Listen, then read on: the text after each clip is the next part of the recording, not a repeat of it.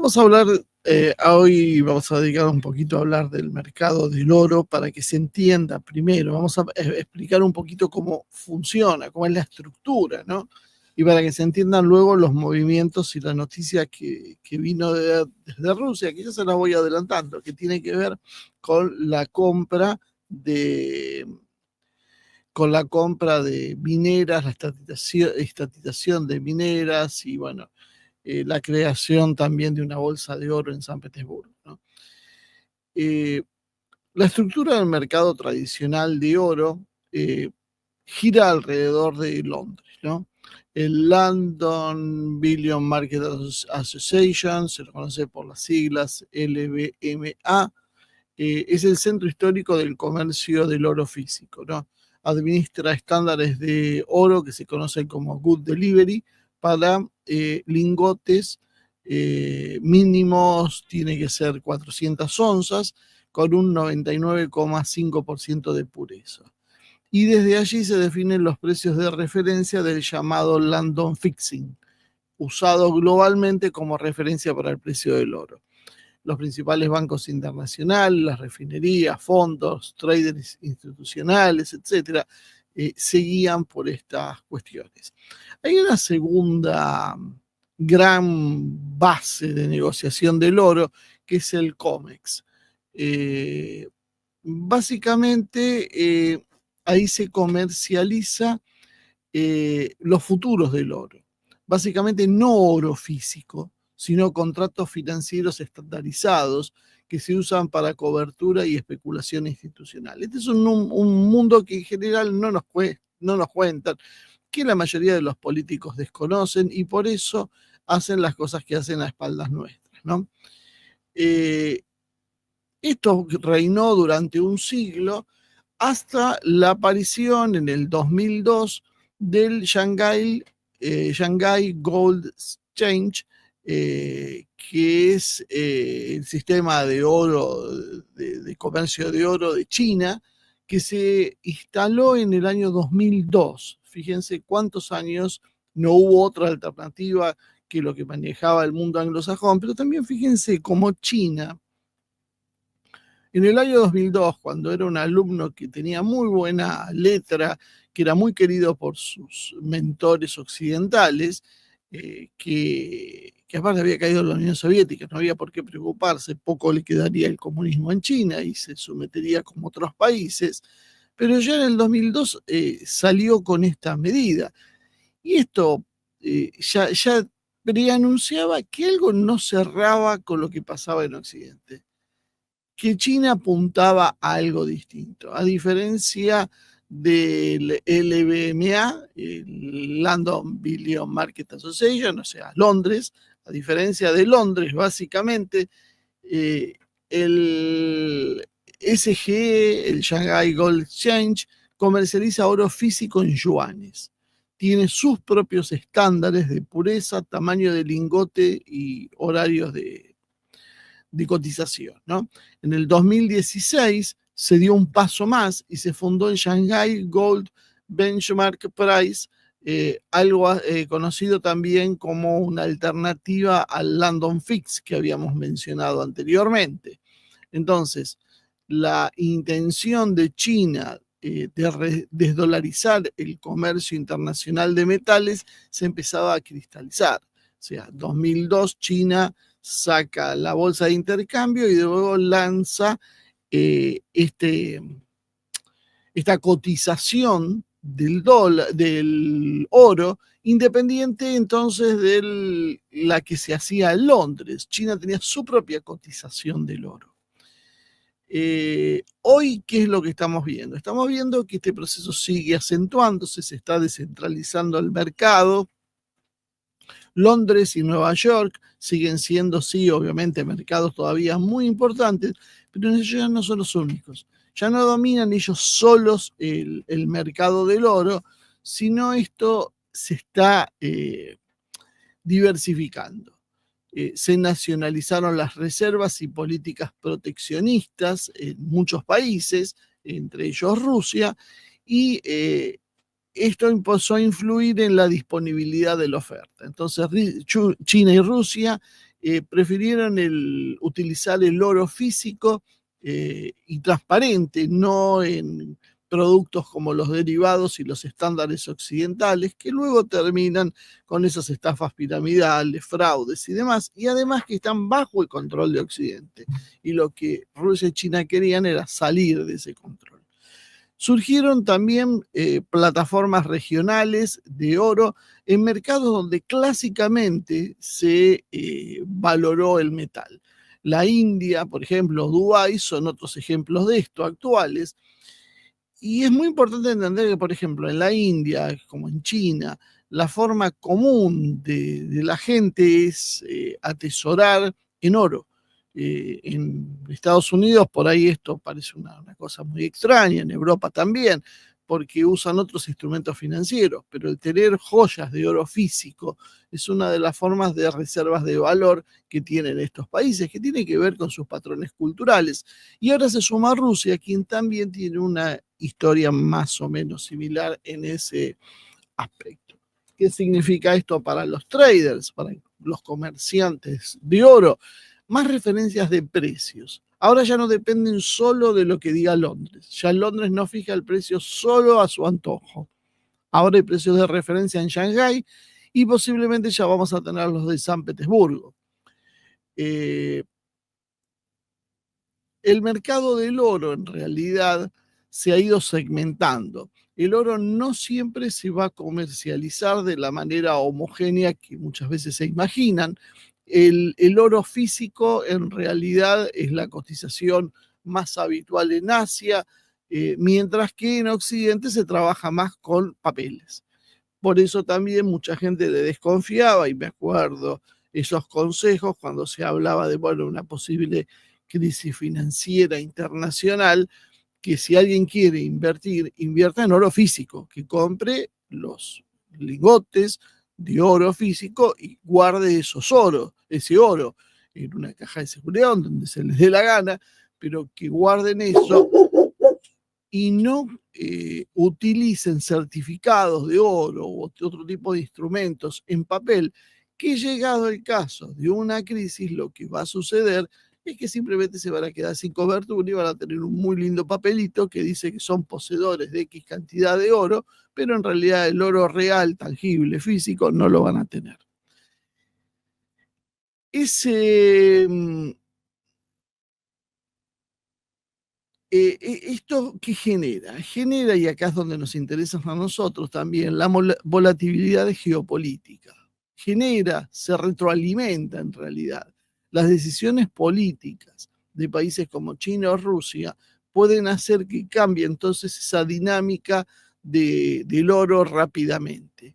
Y lo que estamos viendo hoy entonces es una pérdida progresiva del control del mundo anglosajón sobre el mercado de oro, y esto tiene profundas implicancias políticas, tanto en los ambientes financieros como geoestratégicos.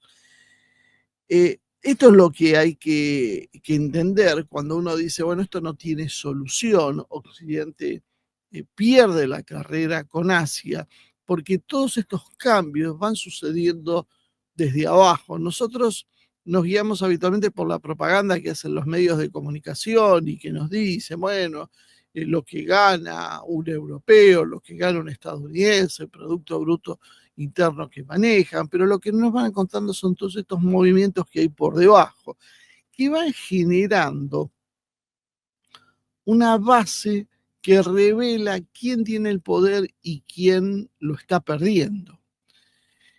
Con estas movidas, lo que se está empezando a producir es el fin del monopolio financiero occidental, un monopolio que duró siglos.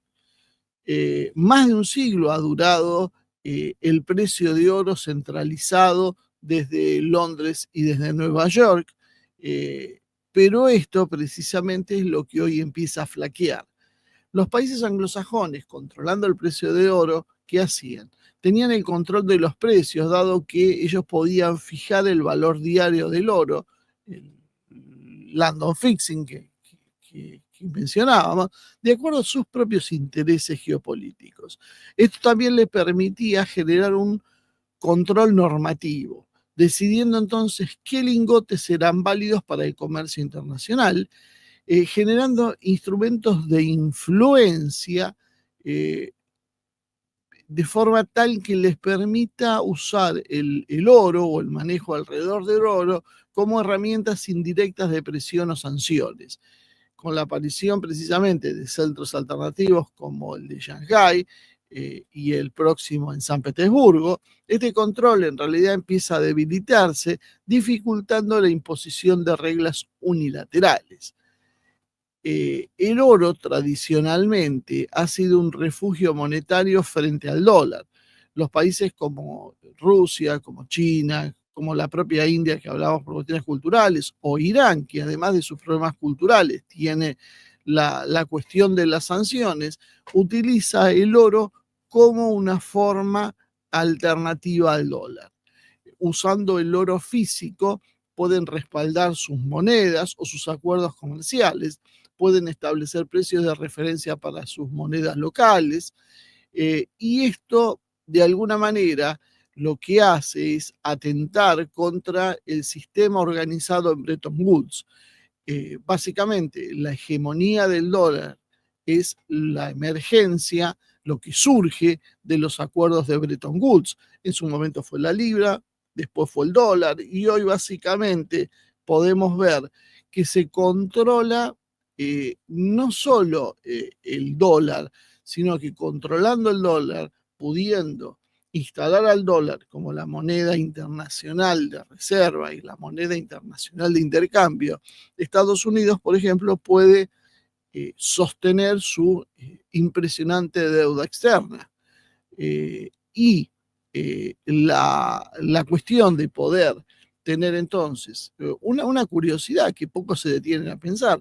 Estados Unidos es largamente el país más endeudado del mundo, tiene una deuda, como decíamos, realmente brutal en función de su PBI, una deuda que crece fuera de control, que prácticamente en el último siglo siempre ha estado en forma deficitaria, sigue creciendo y creciendo y desarrollándose. Y lo más interesante, que en esas condiciones es el refugio seguro. Es lo que todo el mundo considera seguro y todo el mundo quiere refugiarse en dólares y en bonos del tesoro nominados en dólares. Y uno dice, pero si es un país que tiene los números en rojo constantemente, ¿por qué se da eso? Bueno, por ese predominio, porque se instaló esa cuestión que casi es cultural, pero que cuando deja de ser cultural y alguien quiere salir de esa historia, hay herramientas de presión, porque todo el sistema financiero está armado en función de mantener ese estatus privilegiado. Entonces Estados Unidos, con esa moneda que le permite sostener su deuda, puede tener bases militares en cualquier parte del mundo, puede gastarse $1 billón anuales en sus fuerzas armadas, porque en definitiva siempre estamos en el mismo punto. Estados Unidos lo que financia eso con qué? Con el dólar. Entonces, tener el dólar como moneda implica en realidad tener las bases de poder. Con ese dólar que ellos imprimen a un costo prácticamente cero, ellos pueden corromper gobiernos, pueden forzar gobiernos, pueden financiar golpes de Estado, pueden financiar guerras. Entonces, la base del poder real de los Estados Unidos empieza a ser no solo su capacidad militar y económica, sino en realidad el papel que juega el dólar internacionalmente. Las Fuerzas Armadas, su capacidad económica ha ido mermando y es como una especie de espejismo, pero sobre todo sus Fuerzas Armadas son el reaseguro de cuando alguien dice, como Gaddafi, bueno, yo voy a crear un dinar en oro, cuando voy a vender el petróleo en euros o salirse de la esfera del dólar, simplemente su país es destruido. Porque por la amenaza que significa, no es un tema menor. El dólar, entre otras cosas, se sostiene porque regía el comercio del petróleo y a partir de los hidrocarburos, que son la sangre para la economía mundial, el dólar puede manejarse de esta manera, ¿no? Entonces, entendiendo que el papel del dólar es clave podemos ver cómo el oro es utilizado como alternativa a ese dólar. Por lo tanto, lo que se está generando en realidad es una estructura de poder financiero paralela a la de Occidente que le quita el poder real a Occidente. Porque esto que parece nada termina siendo poder real cuando con esto yo, como decía, corrompo gobiernos y hago invasiones. Cuando yo tengo la fuerza concreta respaldada en el poderío económico, ese poderío económico está respaldado en el dólar, bueno, evidentemente, si yo mino esa capacidad de penetración del dólar, tarde o temprano se desmorona todo ese castillo de naipes que hoy es el mundo anglosajón. La creación entonces de bolsas nacionales como la de Shanghái o la de San Petersburgo responde entonces también a una pérdida de confianza política, dado que las sanciones, y esto se advirtió, congelar los activos de Rusia, por ejemplo, como hicieron, sancionar a Rusia con la brutalidad que lo hicieron, tener más de 70 países sancionados, como están haciendo. Cada vez que hay un gobierno que no les gusta, se invoca alguna razón y sin siquiera apoyo del Consejo de Seguridad de las Naciones Unidas, se toman medidas unilaterales y Occidente abusó de esta herramienta. Tantos países fueron sometidos a esto que todo el mundo empezó a ver que no era confiable. No había forma de tener cierta seguridad porque uno estaba sometido al arbitrio del capricho de Estados Unidos y sus socios. Ellos decidían un día que determinada acción estaba mal, llevan al mundo una guerra, pero también te congelan los activos, como le sucedió a Rusia. Y uno se puede preguntar si por bombardear a Yugoslavia o a Irak o a Irán o a Siria o la cantidad de intervenciones que hicieron e invasiones en el mundo, no hay una sola sanción que se hayan ejecutado. ¿Por qué no hay sanciones? Porque el control lo tienen ellos. Porque ¿quién va a sancionar al dueño del circo? Entonces, lo que se está haciendo es cambiando esa propiedad. Entonces, ese temor a las sanciones y ese abuso solo agudizó el proceso. Está haciendo que muchos países que querían tener una posición más soberana están diciendo, bueno, yo no puedo seguir con este esquema del dólar, mañana no les va a gustar lo que digo y me van a congelar los activos o me van a confiscar las reservas como hicieron con Rusia.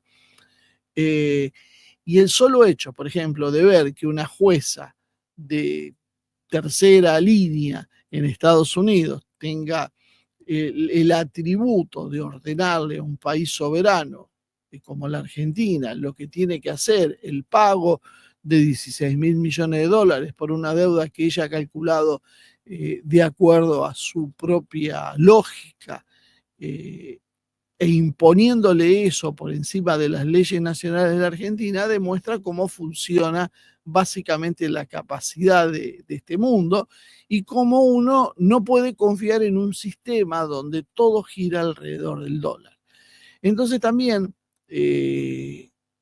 ha colaborado en esto el rechazo a entidades como la de Londres, que se las juzga como se las entiende, como políticamente muy sesgadas, que dictan normas y precios de acuerdo a lo que se les da realmente la gana, en función de sus intereses, por ejemplo, de tener posicionadas sus monedas y tener pisado al oro durante mucho tiempo, tuvieron valores de oro absolutamente bajos. Esto, claro, esto fue aprovechado precisamente por Rusia, China y otros países. ¿Para qué? Para comprar oro. Ya que ustedes lo fijaron bajo, esto nos daba una gran ventaja. Entonces, lo que hoy está en discusión es la nueva era de la soberanía financiera y la fractura del orden global hasta hoy. Esto parece un tema menor, en realidad es el corazón de todo el problema que estamos viendo. El poder financiero en realidad se está descentralizando, se está debilitando la capacidad de coerción económica de Occidente. Occidente ya no puede sancionar y quebrar países como pudo haber hecho en el pasado. No lo ha podido no llegó a quebrar a Cuba, pero bueno, la forma en que ha vivido Cuba y cómo ha sido destrozada la economía cubana con los años de bloqueo, demuestra que el poder no era nada desdeñable. Pero ya con, por ejemplo, Venezuela, más allá de grandes sinsabores, tampoco la presión fue tan grande. Pero, por ejemplo, a Irán también se lo presionó de la misma manera, pero Irán construyó una enorme industria de defensa y tiene un nivel de vida bastante aceptable. Y ni hablar de Rusia, que ha demostrado básicamente que con las sanciones puede crecer más que antes. Entonces, evidentemente, el poder financiero de Estados Unidos está mostrando que está teniendo una incapacidad de coerción que tenía en otro momento. Y ahí es donde va surgiendo este nuevo modelo de oro físico, ya no en derivados o en estructuras de papel como las del COMEX estadounidense. O sea, el oro físico, que es lo que empieza a imponer Asia, empieza a dar paso a un nuevo orden económico, donde el oro empieza a tener el papel de un activo real. Inclusive, y esto es otro debate, ¿no? Pero yo creo que el oro físico es una cosa muy diferente a un Bitcoin. Un Bitcoin es algo propio de la especulación financiera que no va a tener en algún momento demasiadas posibilidades. O sea, hoy está casi $120, pero fruto de $120.000, pero fruto de precisamente esa especulación y el desconcierto de Occidente. Pero lo sólido y a lo que se marcha es a un oro físico controlado por los bancos centrales de los países emergentes que van a fijar ese nuevo orden global. La pérdida del control del oro en realidad no es solo un síntoma de un problema financiero. En realidad es un síntoma mucho más profundo que tiene que ver con el declive del orden económico occidental tradicional y del ascenso de bloques alternativos como es el BRICS, Eurasia, Asia Pacífico, ASEAN, etcétera, etcétera. Estos bloques, ¿qué es lo que buscan? Buscan redefinir las reglas del juego global desde una posición de autonomía política y económica. O sea, básicamente construir un nuevo ordenamiento en función de sus intereses y no de los intereses de Londres y Nueva York. Y este es el contexto donde aparece esta noticia rusa, que me parece que es la frutilla del postre de esta construcción. Rusia anunció hace unos días la nacionalización de una empresa que se llama Usural Soloto, eh, y la apertura del comercio de lingotes de oro en San Petersburgo. Eh, las noticias que llegan de Rusia recuerdan que la mayor reserva del mundo no se encuentra en Fort Knox, aunque nos digan que sí, pero y que el Reino Unido fija su precio y que las reglas de juego son esas, sino que el Reino Unido en realidad ha sido un centro histórico de consolidación del oro, pero y lo ha hecho precisamente por el oro que llegaba de otros países del mundo, pero que esta situación se ha ido deteriorando, ¿no? Eh, las reservas de oro tras el fin de la Segunda Guerra Mundial fueron la base para emitir préstamos para la restauración de Europa, que garantizó el pago precisamente con sus reservas de oro. Y cuentan algo sobre la historia, ¿no? En 1919, 5 empresas y bancos británicos reaccionaron transacciones en oro, entre los cuales había un banco más importante que el resto, que era el NM Rothschild Sons, y establecieron desde ahí ese London Gold Fixing, el precio que fija el dólar.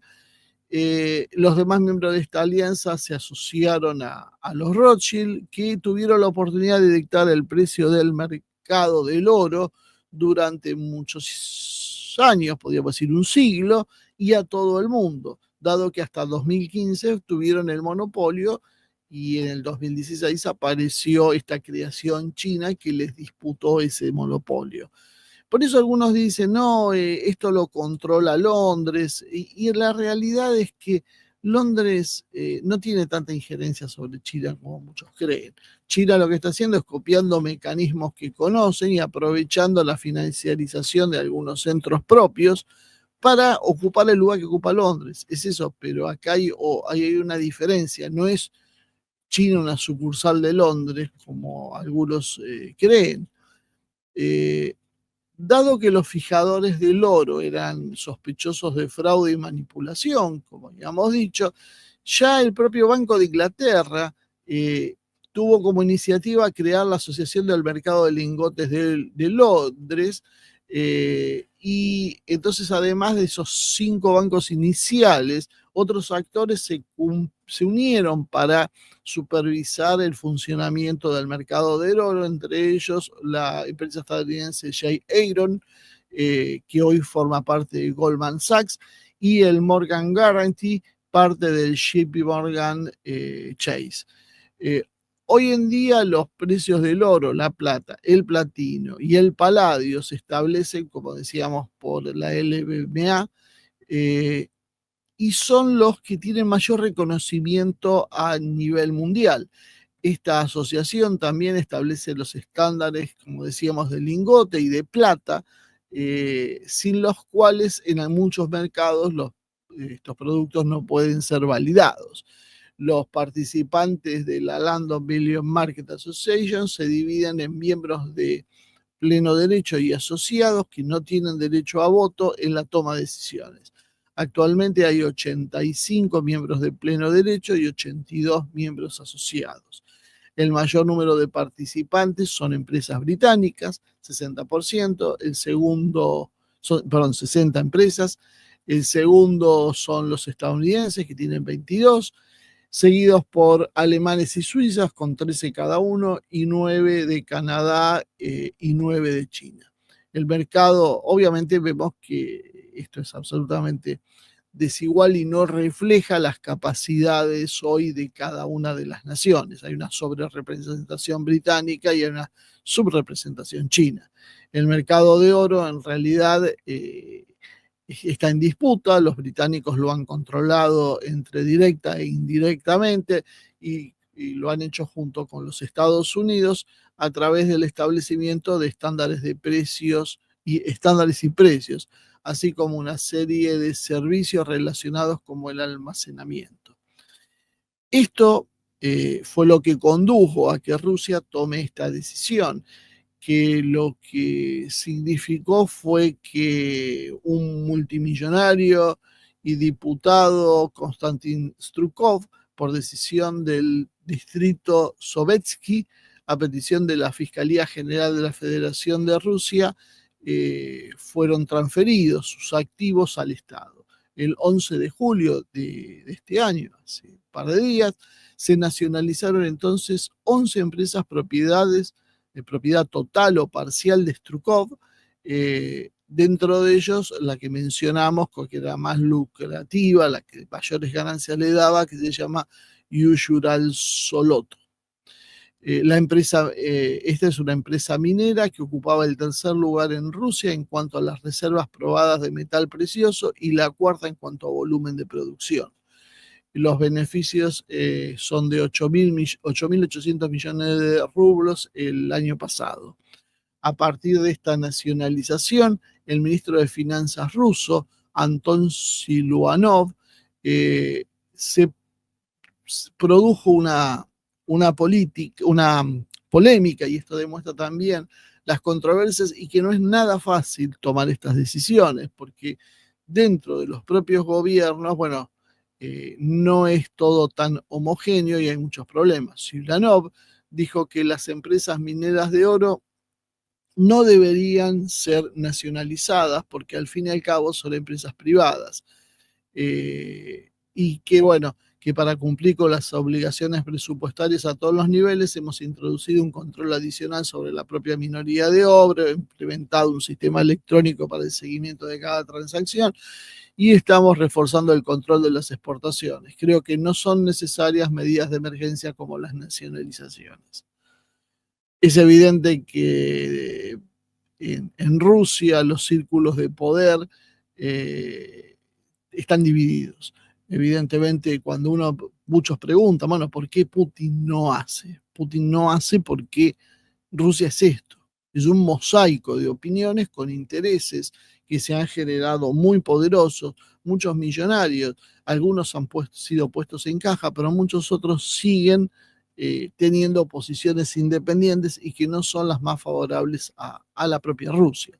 Entonces, esto creo que es una cuestión que es clave entenderlo, ¿no? Porque demuestra los problemas, las grietas que hay dentro de Rusia, y que si Occidente se mantiene todavía, no es por la capacidad que tiene Estados Unidos o el Reino Unido de producir materiales o por su fuerza militar, producir industria, sino en realidad por su capacidad de proyectar fuerza eh, blanda dentro de otros países, porque sus ideas y sus intereses tienen representantes de otras nacionalidades insertos en cada uno de los países.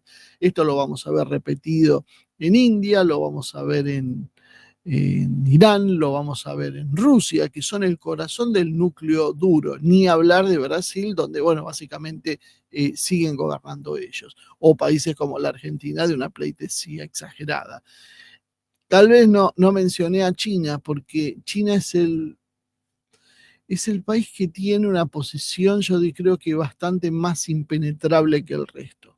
Los intereses occidentales en China eh, ha costado mucho que entren. ¿Y por qué sucede esto? Porque China es una cultura muy férrea, muy firme, que tiene milenios. Entonces no es tan fácil infiltrarlo. Hay élites, sí, hay injusticia, sí, hay corrupción, sí, como en todas partes del mundo, pero son chinas.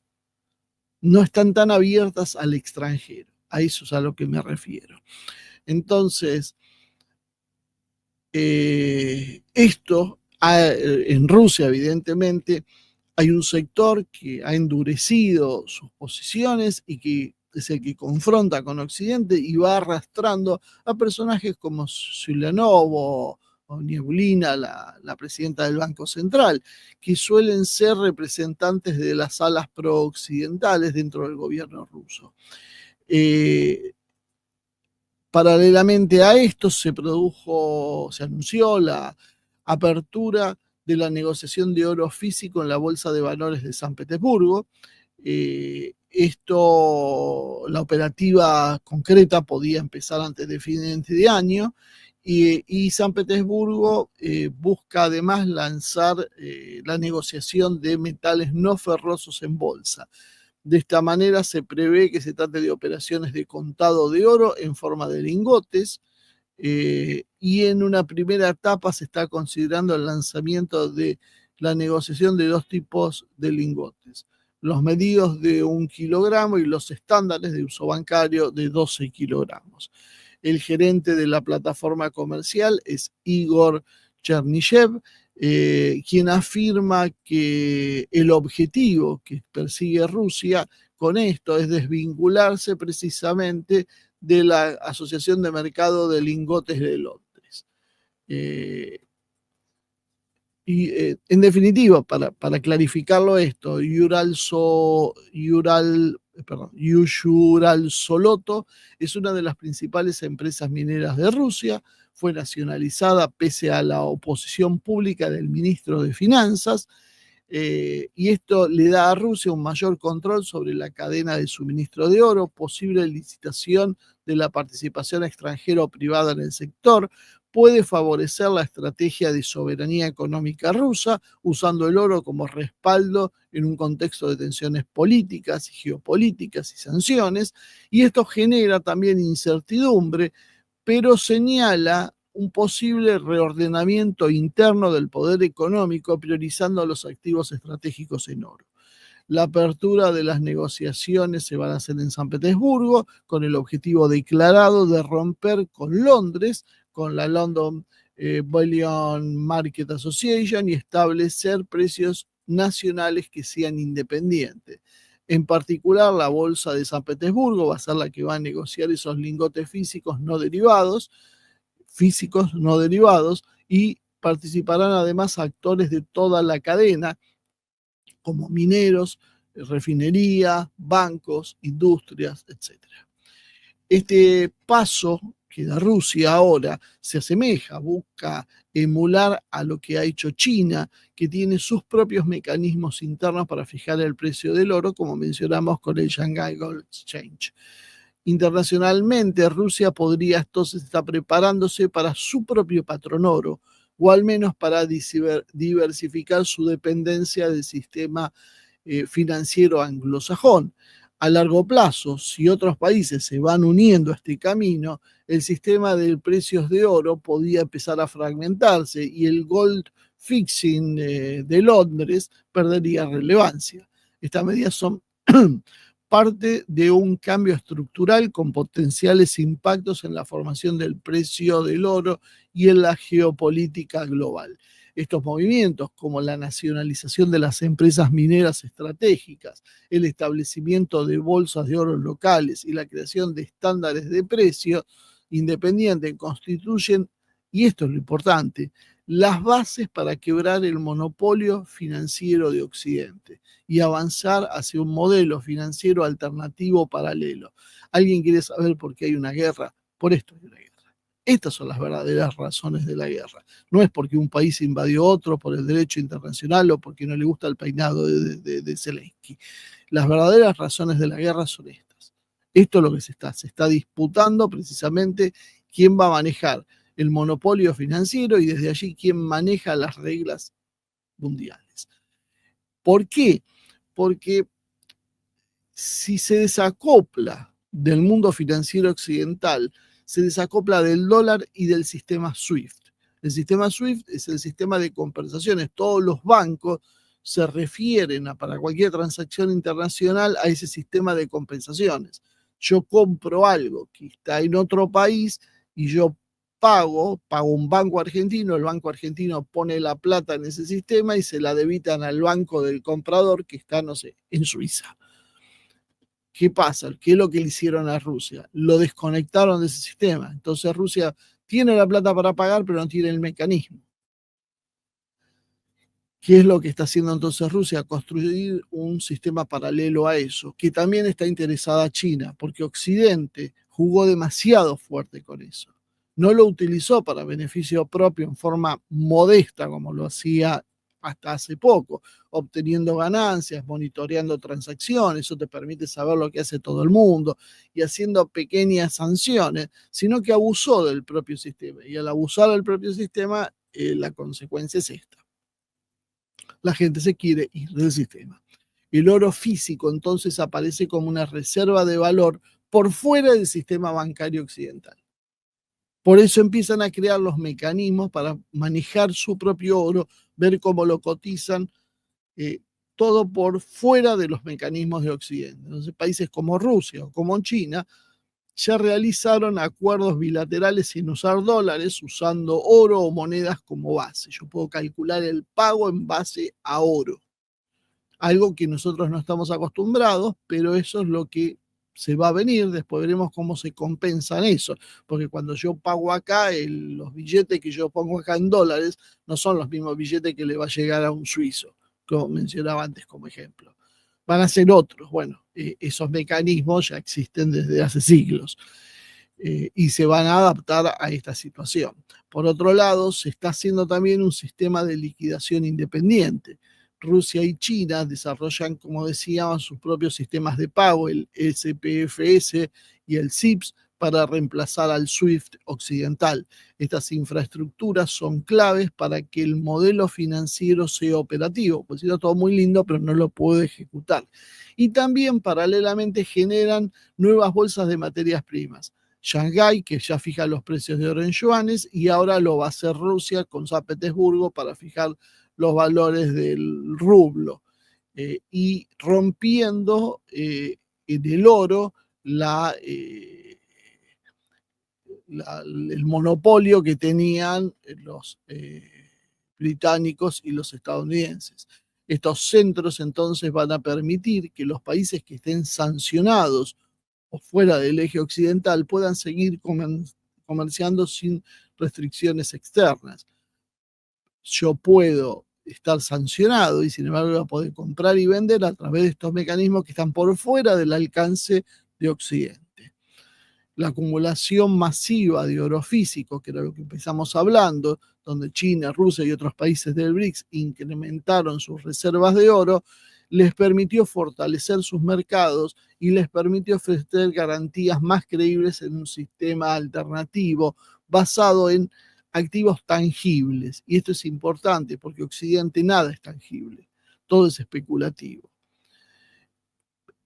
Lo que se está tratando de construir es un modelo alternativo que sea sostenible, que va a devorar un tiempo, dado que exige la adaptación masiva por parte de las economías emergentes, la confianza institucional y la estabilidad de las nuevas bolsas, y asegurar la logística, certificación y liquidez del oro físico en transacciones internacionales.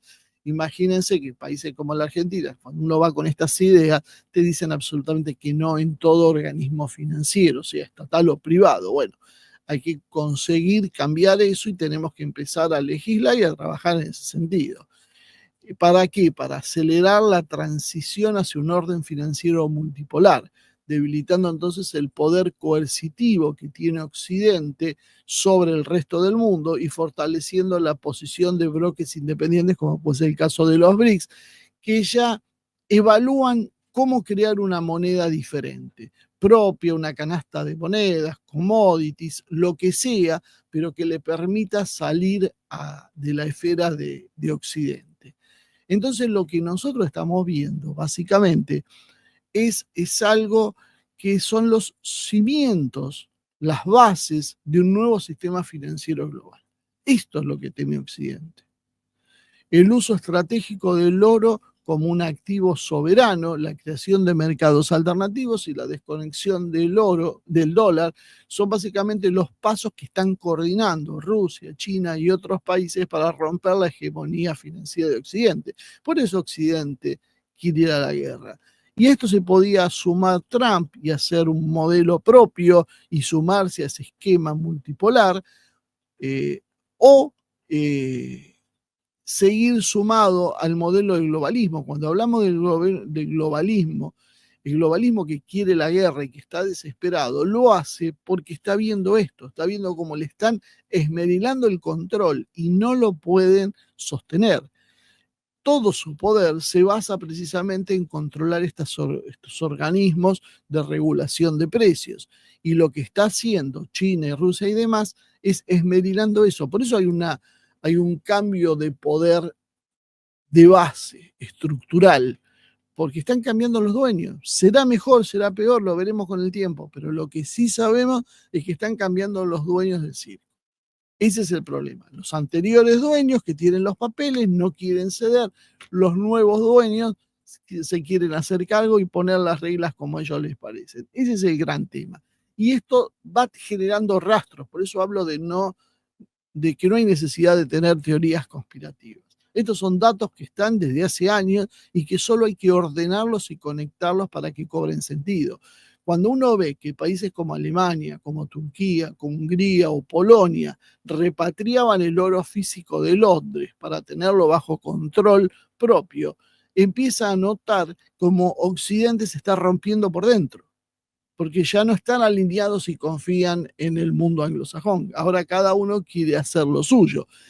El oro ya no es entonces una inversión o cobertura, es una pieza clave de la arquitectura del nuevo modelo monetario internacional que se está generando. El modelo anterior está muriendo y están haciendo uno nuevo.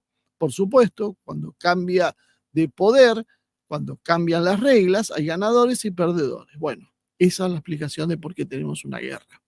Los errores, y esto hago un pequeño párrafo y ya termino, para la Argentina. Argentina está perdiendo soberanía financiera porque ha decidido quemar sus reservas nacionales. Argentina privatiza sus empresas, no controla lo que hacen las extractoras de oro, ¿no? las mineras, se las regala a los países extranjeros, y esto hace que el país sea más vulnerable a cualquier crisis monetaria y a las presiones externas. Desaprovecha además activos en un contexto de revalorización del oro. Mientras otros países compran oro, acumulan y nacionalizan, nosotros hacemos exactamente lo contrario, porque tenemos un trastornado que cree que el mundo está yendo a un modelo imaginario que no pasa en ninguna parte del mundo. Ahora, ¿es grave tener a alguien que no está en sus cabales conduciendo el país? Sí, pero no tan grave como no tener oposición, porque nadie sale y dice lo contrario. Entonces, este hombre hace lo que se le da la gana y el resto lo aplaude, conduciendo el país al abismo.